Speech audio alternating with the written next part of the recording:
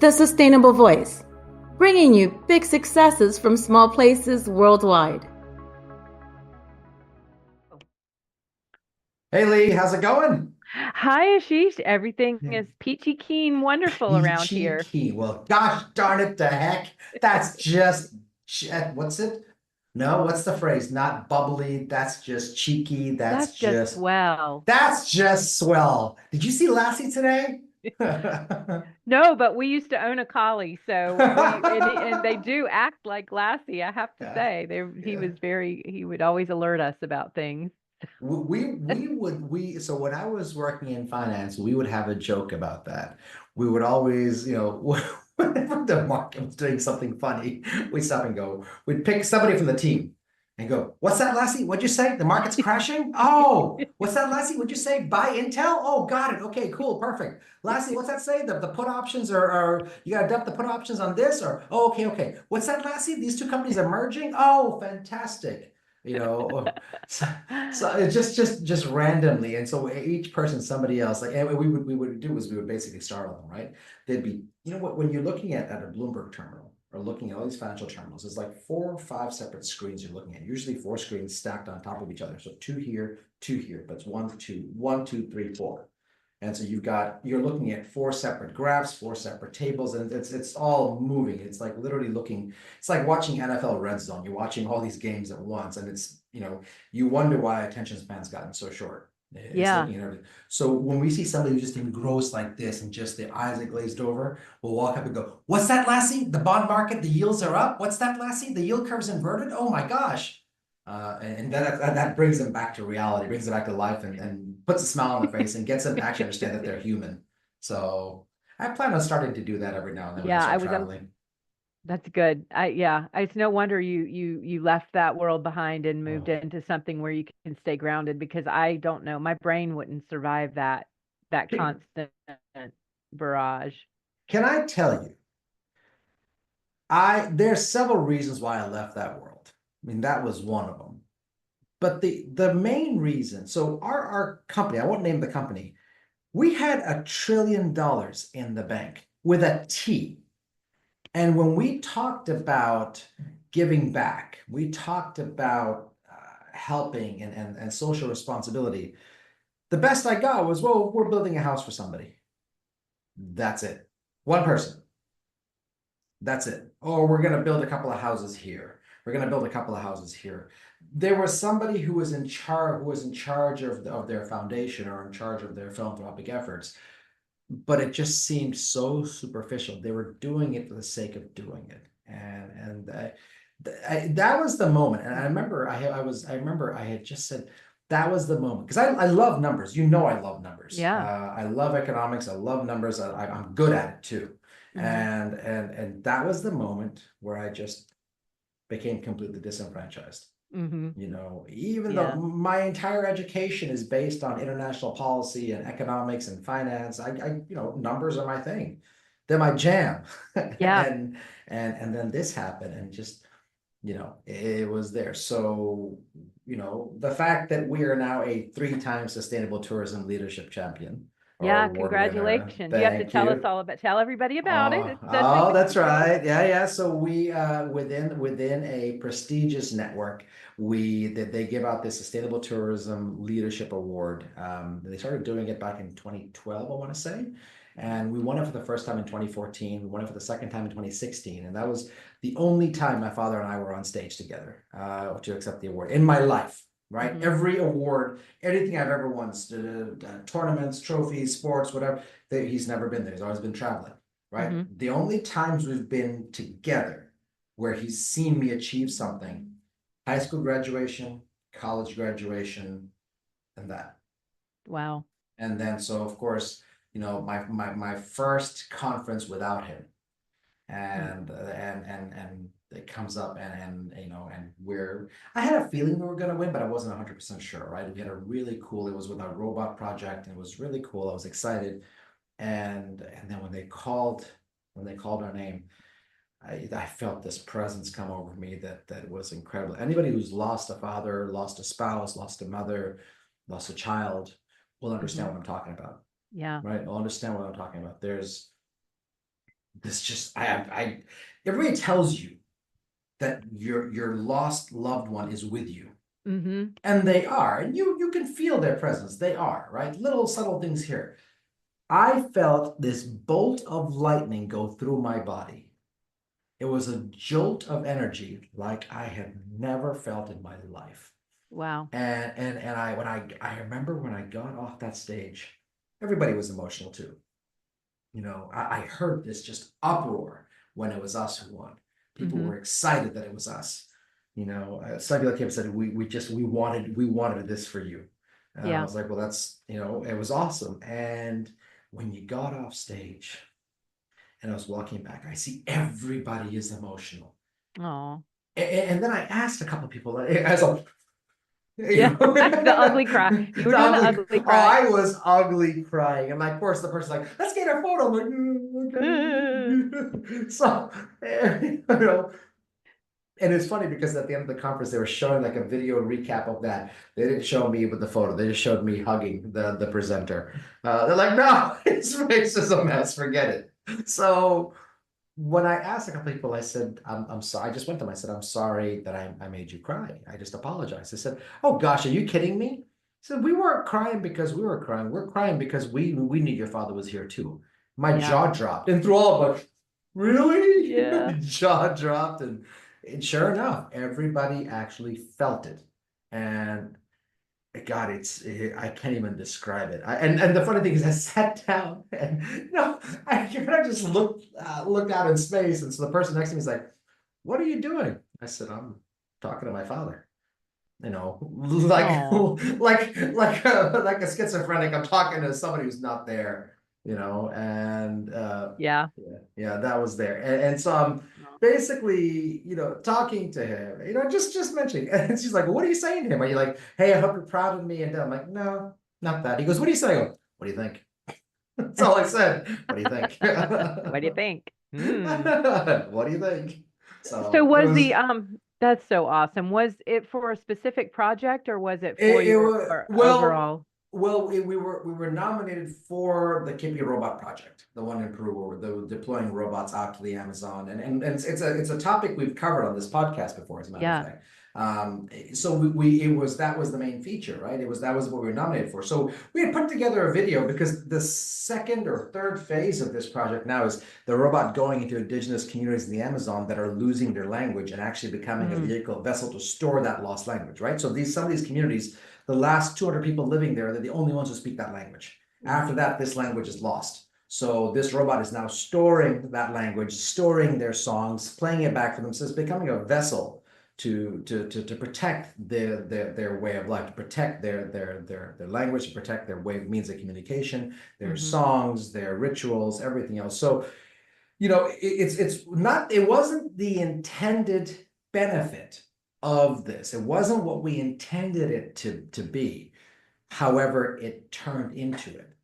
Okay. And so we were talking about that and just basically going through it and showing it. And that was really cool in terms of, you know, just seeing the video up there and having people watch that, and people were just blown away by the fact that this is what we're doing. And what it told me and what it showed all of them is, you know, Walter, who invented this robot, is from a remote town in Huancavelica.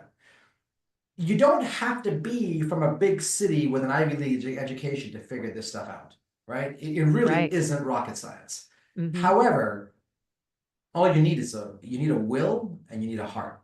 Yeah. Right? And everybody has both things. It's just a matter of whether or not they want to use it. Mm-hmm. And it was quite incredible just because of the fact that this science teacher from a remote town in Huancavelica who lost his job during the pandemic decided to do something.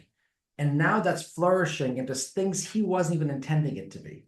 Right? It benefits. People are asking him in different ways and doing different things. And he's inspiring kids all over his town. And some of his kids are now, his students are now helping him build other robots. They're helping him program. They're helping him do. And it's really cool to see that, you know, that he's doing that, because the conversation that I would then have with my children and with anybody else is, if he can do this from Huancavelica in Peru, Mm-hmm. what's your excuse? Right. right? What's holding you back? He was able to achieve what he probably shouldn't have been able to achieve, and he was able to achieve it, and he's still going. He has a drive to make a difference. And it just got me thinking, like, if you know, we send our children to school with this drive to, you know, get a high-paying job, to get this. What happened to just drive to making a difference? Yeah. Mm. I don't know. That's interesting to think about. It's right. It's Yeah. like I bet you'll understand this. 'Cause I bet you've done an amazing job raising your girls. So I bet you'll understand this. So the Wall Street Journal had an article about talking to your kids about, you know, growing up. Hmm. And it was some years ago. I never forgot this article. It was a great article. And it applies to some of the topics we've been talking about, right? So when you and I were kids, what did we get asked? What do you want to be when you grow up? What do Yeah. you want to be Right. when you grow up? Yeah. And what the journal talked about is that's the wrong question. The Hmm. question today and the question forevermore shouldn't be, what do you want to do when you grow up? The question is, how do you want to change the world when you grow up? Mm. That's the question. So I've actually asked my son that. We've been having conversations about college, and he's obviously stressed and whatnot. So he's reading this really cool book called Grit to Great. And it's a book that I gave him that I read, and he's embraced this book, right? He's got a full course load, and it's a 17-year-old who just launched a weather balloon up to 95,000 feet, That's so right? cool. So I'm like, all right, so he's following his dreams. And so Hmm. you know, he was wondering, how do I make this? And how do I make juggle this? How do I do that? And I just sat down with him yesterday. I said, and it was just yesterday. I said, how do you want to change the world when you grow up? And then I said to him, I said, the great ones always figure out how to make it work. The great ones Hmm. always figure out how to make that change appear, no matter what the odds are, no matter how challenging it Right. is. They always figure out. And then I use this example of these astronauts. You know, if we're dating this according to when this podcast is airing, these astronauts that are stuck in space, right? Hmm. And you work for Boeing, you work for NASA, you work for SpaceX. And I said to him, I said, if you are in that room and you are part of a team of three, and the mission leader is talking to you, and is talking to you and is explaining to everybody, do you want to be the person who couldn't find a way to juggle things that seemed impossible to juggle? Or do you want to be the person, do you want to be the person who figured out how to make all the puzzle pieces fit, even if you couldn't see it at the time? Hmm. Which one do you think mission commander is going to talk to be able to find a way to bring these astronauts home? Yeah. And I said, go forward from there. If you can prove yourself to be a problem solver, right? And not what they say in Colombia, right? The saying in Colombia is there are certain people who find problems for every solution. Ah. And then there are people who find solutions to every problem. Hmm. Be the latter. Hmm. And if you be the latter, you'll always be in demand. You will always be asked. You will always be sought after. I'm not talking about money. I'm talking about people who want you to bring light into the problem, who Hmm. want you to impact what that problem is, who want you to affect the direction they go in, who want to just hear you talk. Yeah. That's where it starts. So it got me thinking about Walter, you Hmm. know, and just how far he's come. He's, you know, and what he's done, and he's the most humble person in the world. He still takes a train, takes a bus, takes everything, and yet here he is. He's making this impact. It's really cool. Was So Walter there with you in Las Vegas when you went? not during the award ceremony, but during Hmm. early in the week when we had the robot with us and we were showcasing it. And actually a funny story. So Kipi listens to everything, and we found this out firsthand because on the Saturday, the two were with me, Walter and Diego were with me, and you know, Walter doesn't speak in English, so everything is pretty much in Spanish. And Hmm. so Diego told Walter, okay, adelante. Kippy heard adelante as go ahead or move ahead and drove off the table. So like, no way, we have to catch this robot. The star of the show was basically committing Las Vegas suicide, and we have to basically catch this robot before it broke into pieces. So we put this robot on, so like we're looking like we put this little sling on the arm or something. All right, well, she did well, but she's got a fractured left arm now. So, Oh my gosh. but it was just the sight of saying something and nothing. Also, wait. That's so funny. It was funny and terrifying at the exact same time. Right, for sure. The star of your. It's literally that slow motion sci-fi. One of those. I love Yeah. it. Yeah. Well, I'm going to transition us because we're here to talk about Sri Lanka. This has been fun. But yeah, so we're here to talk about solutions and bright spots in Sri Lanka and Well, you're seeing it now, right? I mean, last episode we were talking about how they got in the mess they are. Mhm. And and talked about the minister, the ambassador of the United States saying, thank God, right? Thanking the Almighty for them coming out of it. I've never heard a leader, a political leader saying that, right? Yes, they say it in speeches, but to literally feel it when they say it. I think it was actually pretty cool when they said it. But you look now, and you talk to people in Sri Lanka, and what's coming out now is all these ancient communities, all these indigenous communities that you talk to them. This music, where they come from? Well, this music came from Africa. My ancestors were brought here as slaves. This is where it came from. All these topics that were taboo at one point are now on the table. Right? They're now on the table to talk about this. Music is being embraced. The heritage is being embraced. It's not just Christianity or Hinduism or Catholicism or Islam. It's beyond that. Right? It is literally where this little island is turning into a melting pot.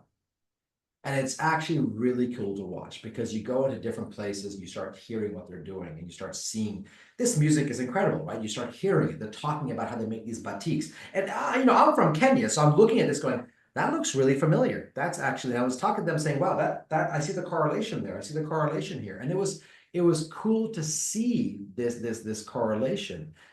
Because they're so happy to bring it up, to talk about it, and everything. I mean, so that was the first part. The second part is they're becoming more aware, right? From a sustainable standpoint, they're becoming more aware.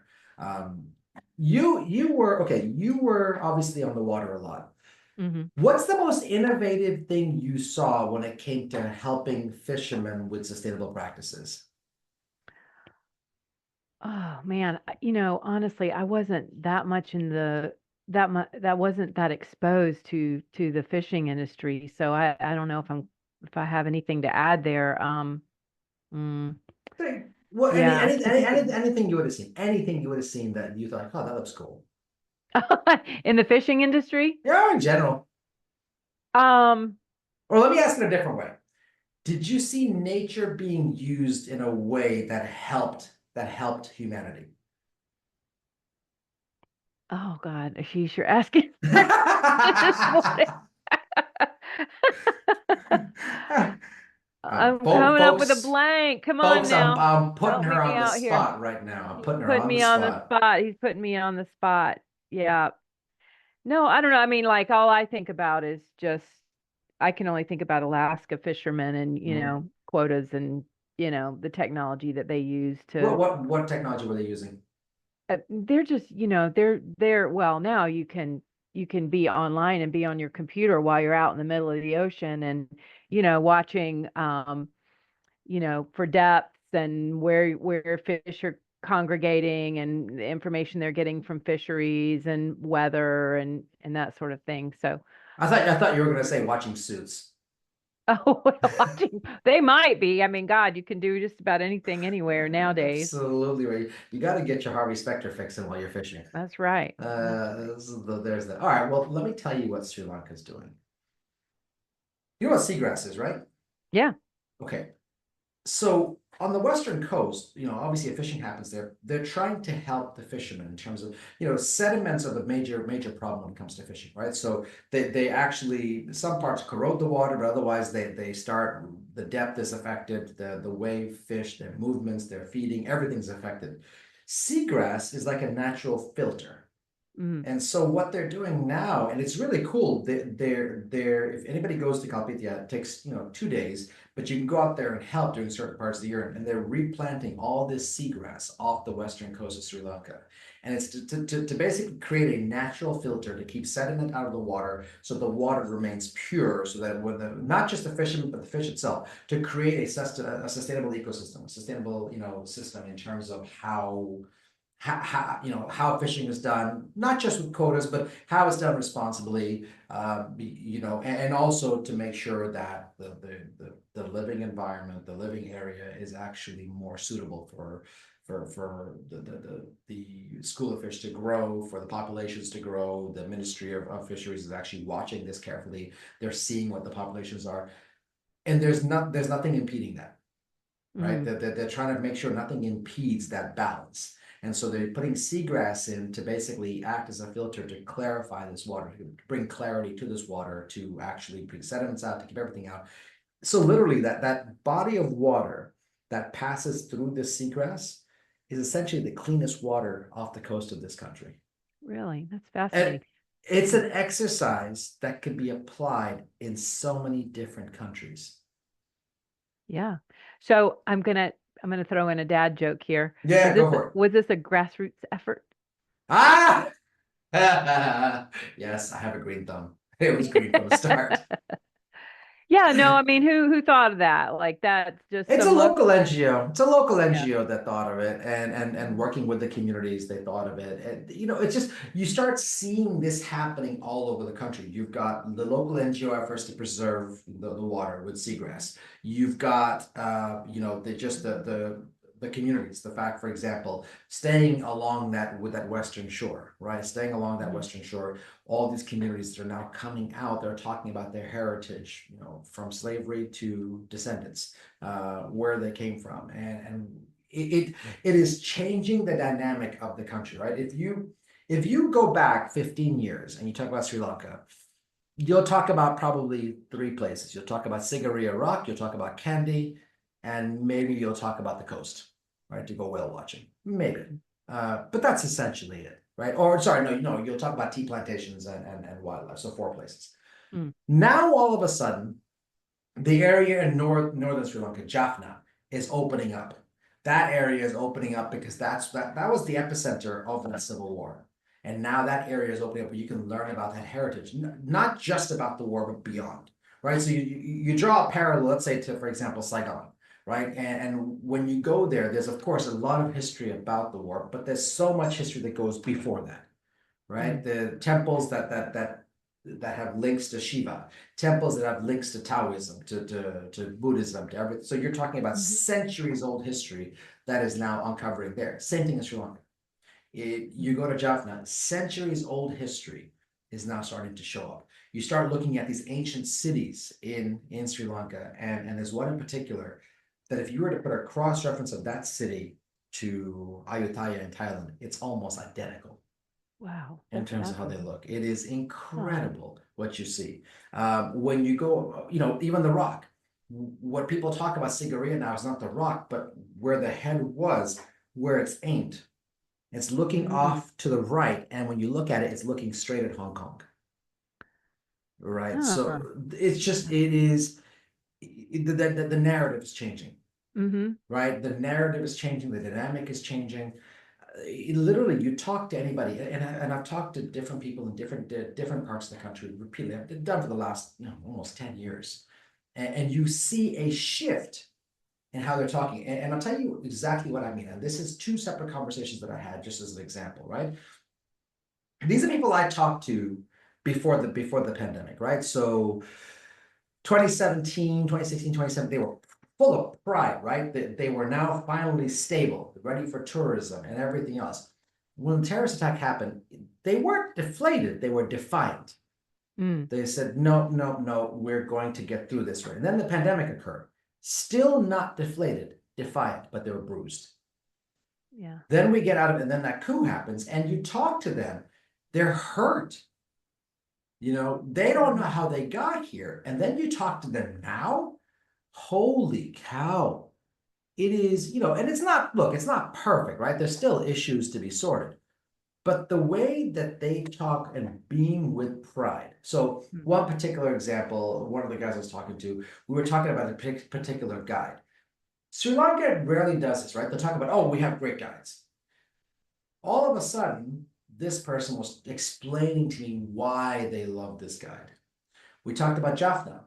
And before it was, oh yes, that was basically that was part of a different era, and this is the case. Almost like, let's just not talk about it. I don't want to talk about that, right? It's a painful spot. I don't want to talk about it. Now all of a sudden it's, yeah, look, that went through that, but it's opening up, and this is what you can learn here, and what's here, and what you can do, what you can see.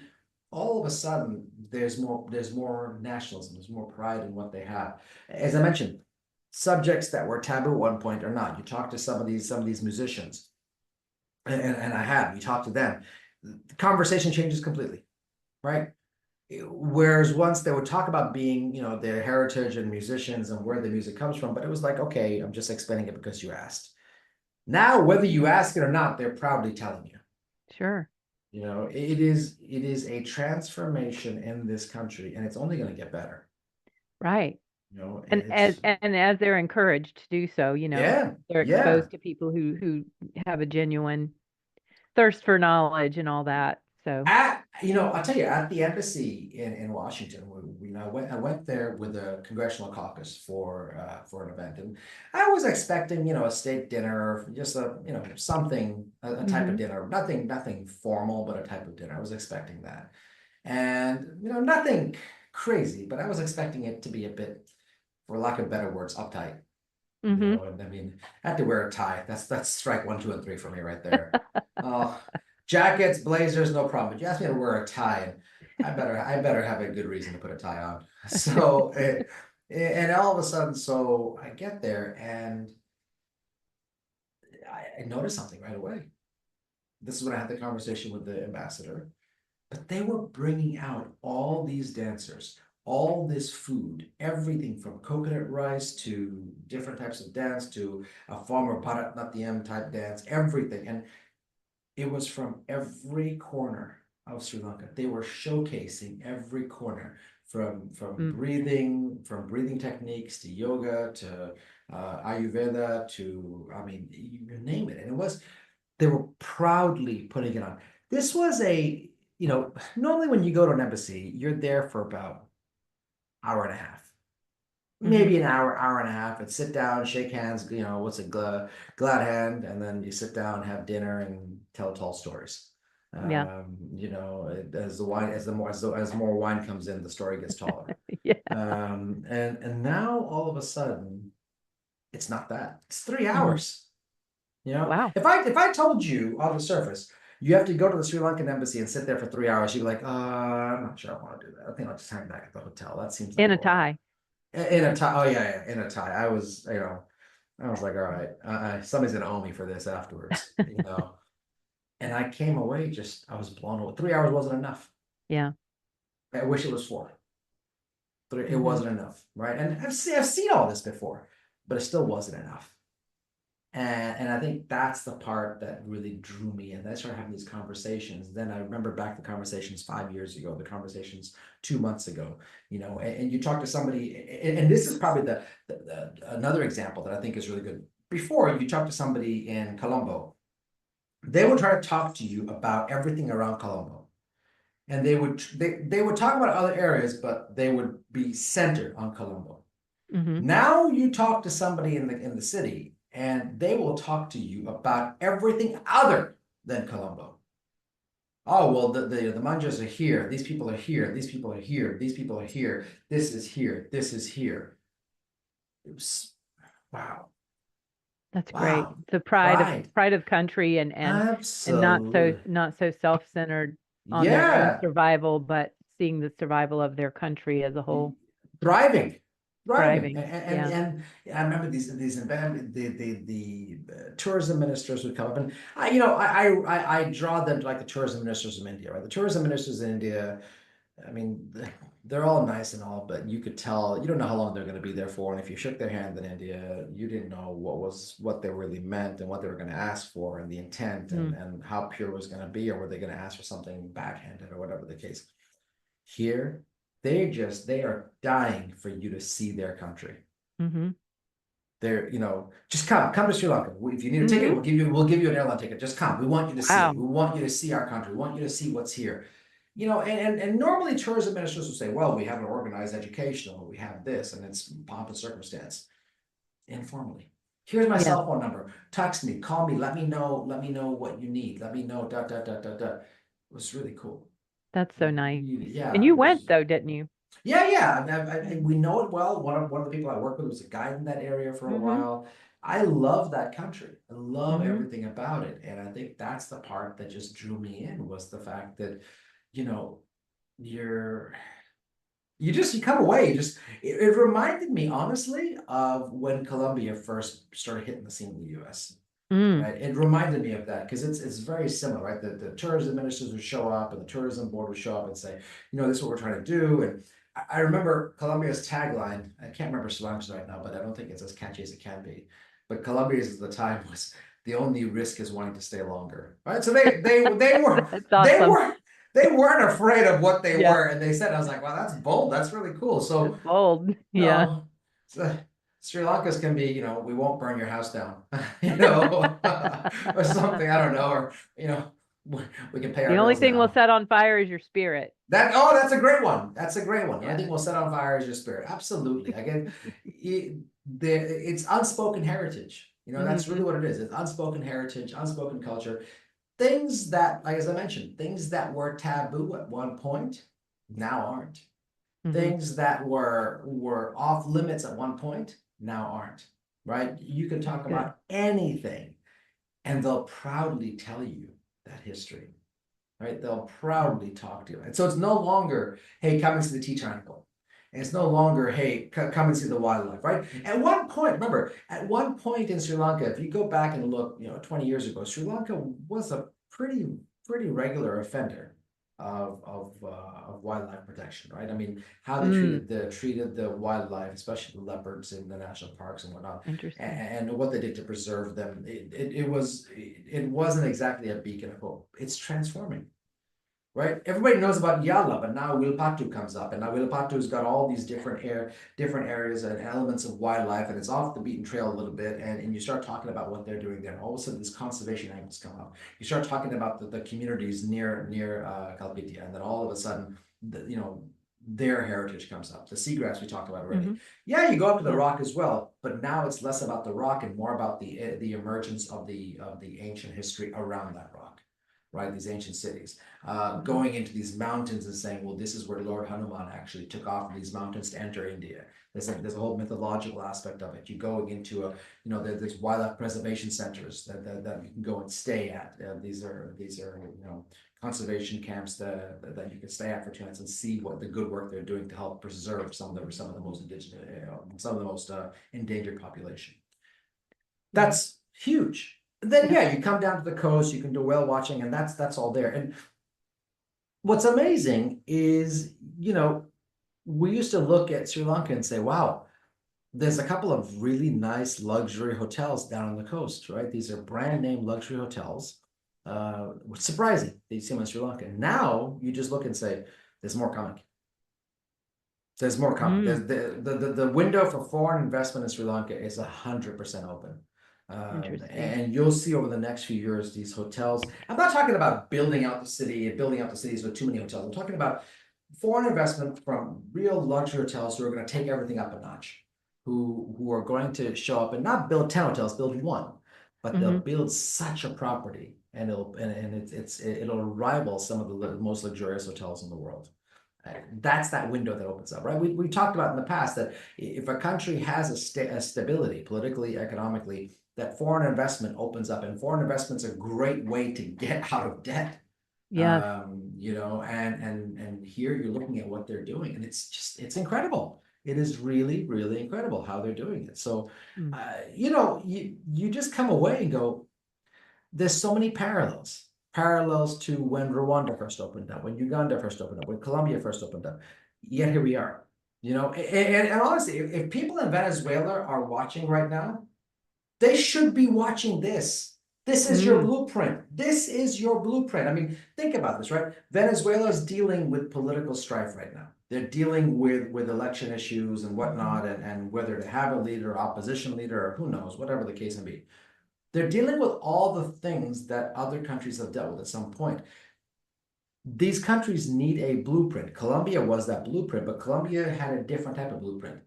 This is almost the blueprint that any of these countries like Venezuela should follow. Sri Lanka's blueprint is one that can be applied to so many countries, and they're just getting started, right? I mean, you're talking about literally, gosh, 15 years they've been waiting for this. 15 That's so years cool. they've been waiting for this shift. And I think that's just, that's special.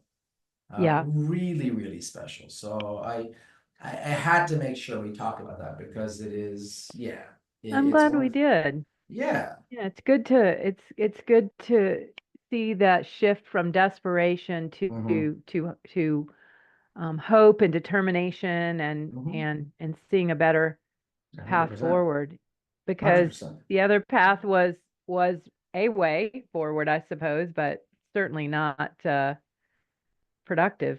So 1,000% right. And you look, again, it's not perfect. We know it's not perfect. It never will be. I mean, look at our yeah, country. It never will be, right? That's a utopian society just doesn't exist. We yeah, all wish we had one, it just doesn't exist. But there is progress, and we have to make sure we stop and see and look at the progress. I had a speaker at one point talk about this at a conference, and I've never forgotten it. He said this back in 2012 or 13. It was after the economic collapse in well, most of the world, but specifically in the US. And he turned around, he said, we have to stop and take a breath.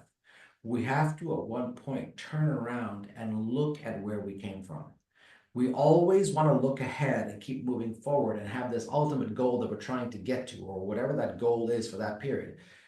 But if we don't stop and turn around and take stock of the progress we've made, then what's the point of chasing the goal? that's a What's good the point. point? And Yeah. he's so right. He's so right. And that's what I think Sri Lanka's, they're moving ahead. But what I got, the takeaway I got from that visit to the embassy, the people in the caucus, they weren't as familiar with it as I was, but I knew what I was looking at. And what I saw was a collective of people taking stock of where they came from, taking stock of the progress they've made, and then looking forward at the progress they still have to make. Right? We're not saying pat yourself on the back and say, "Oh, look, all right, that's it, I'm done." No, no.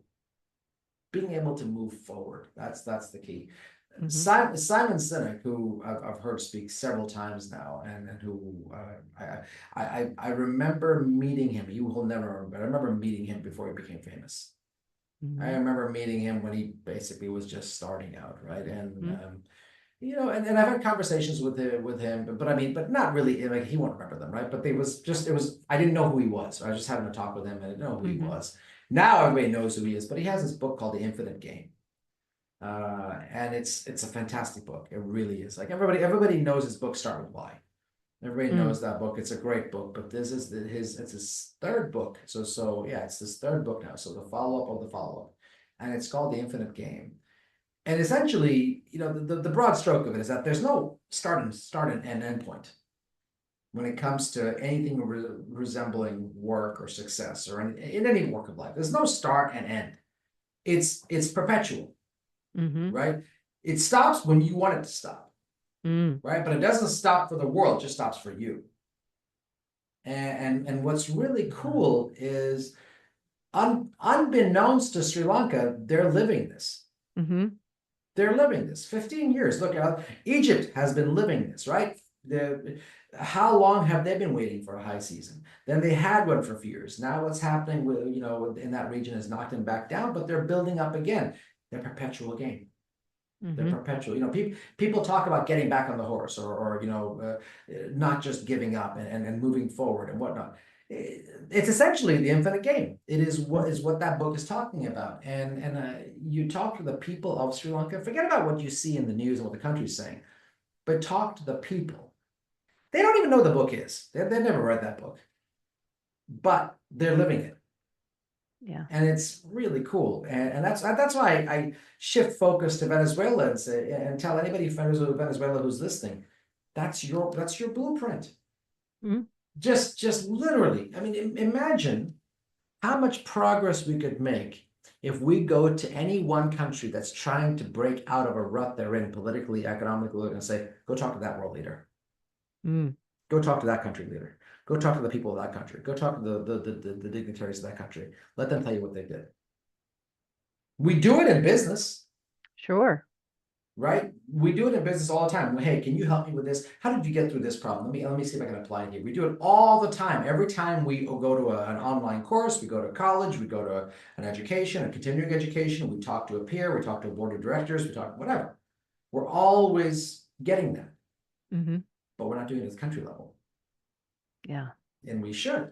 So I thought that was pretty cool. Find a mentor. Yeah, exactly. Yeah. Yeah. That's cool. Well, this has been fun. Yeah. I've enjoyed the twists and turns of our conversation today. We went way out into the seagrass, didn't we? We did. Yeah. It's the pretty weeds. cool though. Into the weeds. The water's cleaner because of it. Yes, it is. And Yeah. we weren't railing on oversight now. We weren't railing on unbiased oversight for government organizations anymore now. We'll get back to that at some point. Don't worry. There you go. Yeah, it'll come back. I know it will. But yeah, it's good to hear what's happening Yeah. and how we can. Do you know we have some listeners from Sri Lanka that want to listen to our podcast? Oh, no kidding. That's so We cool. do. I see. The last stats I was checking. We do have some. So if they're listening, I'm honored. I'm honored that you're listening. I'm honored that I got to speak to some of you. I'm honored that I got to tell your story. I hope I did it justice. I'm honored that to see you become what you're becoming. It's really cool. Mm-hmm. So yeah. Awesome. All right. Well, you want to close us out there, my friend? Sure, absolutely. So those of you listening, thank you so much for listening. Tune in next week, or next episode rather. Tune in next time. Remember, this podcast is about big successes in small places. It's about making a difference in places where a difference shouldn't be possible to be made.